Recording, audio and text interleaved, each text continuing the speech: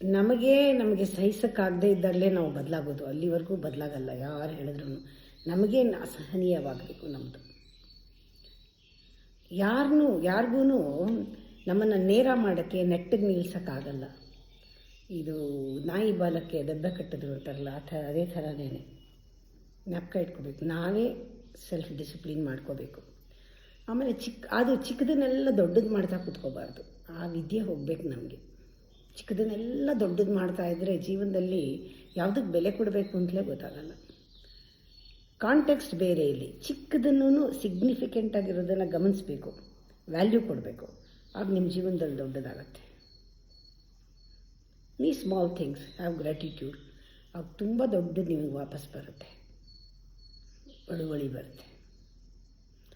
ಇದೆಲ್ಲ ಎಕ್ಸ್ಪೆರಿಮೆಂಟ್ ಮಾಡಿ ನೋಡಿದ್ರೇ ಗೊತ್ತಾಗೋದು ಜೀವನದಲ್ಲಿ ಅದ್ಭುತಗಳೆಲ್ಲ ಆಗೋದು, ಮಿರಾಕಲ್ಸ್